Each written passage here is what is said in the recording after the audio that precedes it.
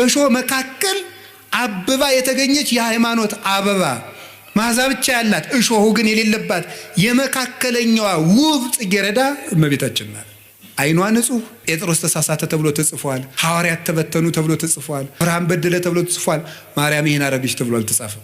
አንደበቷ ክርክም ያለ ነውር የሌለባት ጠባብ ወትህት ዘልዕቀት በቤተ መቅደስ ውስጥ ተቀምጣ መልአክ እያነጋገራት ትዕቢት የሌለባት ትህት ጥበብን የተመላች እወቁኝ የማትል ልጇ በሆሳዕና እንኳን እንደው ግርግር ሰው ሁሉ ሲበዛ እንዴ አምላክ እናት ፊት አድርጉኝ የማትል በትህትና እስቲ እዚህ ላይ እመቤታችን እንዲህ አለች ተብሎ ሰምታችኋል? ሐዋርያት አነጠፉ፣ ገሌ ፊት ሄደ፣ ጴጥሮስ እንዲህ አለ ሲባል እሷ እንዲህ ነኝ የማትል ይሄ አይገባኝም ይሄ ይገባኛል የማትል ስደት አይገባኝም ሳትል የተሰደደች መልካም ነገር ይገባኛል አክብሩኝ የማትል ትህትናን የተመላች ወርቅ የዘካርያስ የወርቅ መቅረዝ ምስጋናዋ ተቀርቶ የማያልቅ ማርያም ናት ይላል።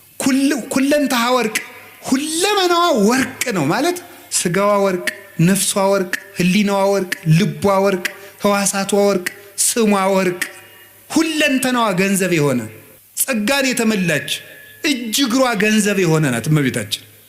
ሙሴ ስለሱ የጻፈለትን ነቢያት የተነበዩለትን ማስያስ የሚሉትን ክርስቶስን አገኘነው አለ።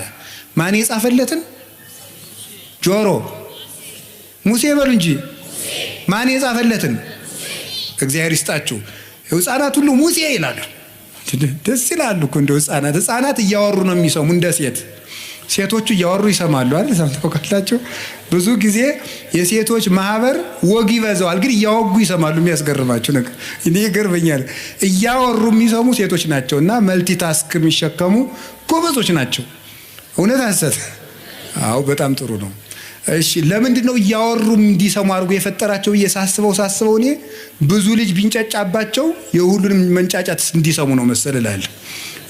ያኛው ማማ ቢል ሁሉንም ይሰሙታል። እና ደግሞ ሴቶች ማህበር ውስጥ ተቀምጠው እየጠጡ ከውጭ ልጅ ቢያለቅስ የልጃቸውን ድምፅ እያወሩ ይሰማሉ። አይገርማችሁም? በጣም ነው የሚገርመኝ። እኔ እናትነት ትልቅ ነገር ነው። ከቃሉ ጋር ናችሁ። ስለዚህ እግዚአብሔር ታቦት ስላለው ታቦት እመቤታችን ናት። መጀመሪያ ቶሎ አልገባው ላለ ሰው ጊዜ ትሰጣላችሁ? አንተ ደደብ እስከ መቼ ድረስ ነው ካንተ ጋር የምንኖረው አትሉ? ጊዜ ትሰጣላችሁ፣ ቁማችሁ ትቆይታላችሁ። ሰው እስኪስተካከል ጠባዩ የከፋ ሰው እስኪስተካከል ትቆያላችሁ። ወዲያው ነው ማንን አይቆይም። አሁን ጥሎ መሮጥ ነው በቃ። እና ቆዩት እስቲ ሁሉንም ሰው ቆዩት፣ ይስተካከላል። ከቆየ ነው በጊዜ የማይስተካከል